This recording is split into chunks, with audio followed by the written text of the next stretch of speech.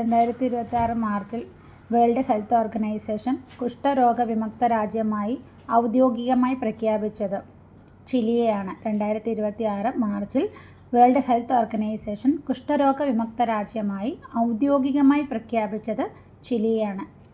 Chile രണ്ടാമത്തെ രാജ്യമാണ്. ഒന്നാമത്തെ രാജ്യം ജോർദാനാണ്. ഇന്ത്യയിൽ പ്രവർത്തനക്ഷമമായ ഒരു ആണവ നിലയത്തിൻ്റെ മേധാവിയാകുന്ന ആദ്യത്തെ വനിതയാണ് RM നാച്ചമ്മ. ഇന്ത്യയിൽ പ്രവർത്തനക്ഷമമായ ഒരു ആണവ നിലയത്തിൻ്റെ മേധാവിയാകുന്ന ആദ്യത്തെ വനിത RM നാച്ചമ്മ. ഇന്ത്യയിലെ ആദ്യത്തെ പൂർണ്ണമായ റിംഗ് മെട്രോ ആയി മാറിയ ഡൽഹി മെട്രോയുടെ പാത പിങ്ക് ലൈൻ. ഇന്ത്യയിലെ ആദ്യത്തെ പൂർണ്ണമായ റിംഗ് മെട്രോ ആയി മാറിയ ഡൽഹി മെട്രോയുടെ പാത ഏതാണ്? Pink line. അന്താരാഷ്ട്ര വനിതാ ദിനം മാർച്ച് 8. അവകാശങ്ങൾ, നീതി, പ്രവർത്തനം എല്ലാ സ്ത്രീകൾക്കും പെൺകുട്ടികൾക്കും വേണ്ടി. അന്താരാഷ്ട്ര വനിതാ ദിനം മാർച്ച് 8 ആണ്. അതിൻ്റെ പ്രമേയം എങ്ങനെയാണ്? അവകാശങ്ങൾ, നീതി, പ്രവർത്തനം എല്ലാ സ്ത്രീകൾക്കും കുട്ടികൾക്കും വേണ്ടി, പെൺകുട്ടികൾക്കും വേണ്ടി.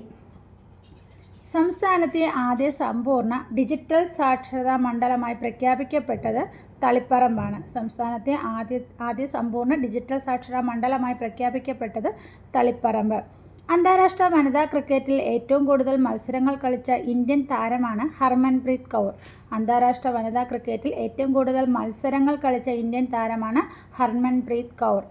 ഇന്ത്യയിലെ നിലവിലെ ഗ്രാമീണ ബാങ്കുകളുടെ എണ്ണം 28. ഇന്ത്യയിലെ നിലവിലെ ഗ്രാമീണ ബാങ്കുകളുടെ എണ്ണം 28.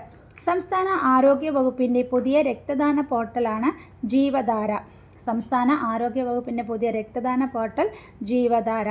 17ാമത് ബാംഗ്ലൂർ രാജ്യാന്തര ചലച്ചിത്രോത്സവത്തിൽ ഇന്ത്യൻ സിനിമാ മത്സര വിഭാഗത്തിൽ 3ാം സ്ഥാനം നേടിയ മലയാള സിനിമയാണ് കാട്.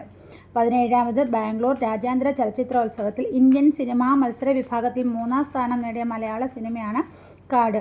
രാജ്യത്തെ ആധാർ കേന്ദ്രങ്ങളുടെ വിവരങ്ങൾ ജനങ്ങൾക്ക് വേഗം ലഭ്യമാക്കാൻ UIDA കരാർ ഒപ്പിട്ടത് ഗൂഗിളാണ്. രാജ്യത്തെ ആധാർ കേന്ദ്രങ്ങളുടെ വിവരങ്ങൾ ജനങ്ങൾക്ക് വേഗം ലഭ്യമാക്കാൻ UIDA കരാർ ഒപ്പിട്ടത് ഗൂഗിളാണ്.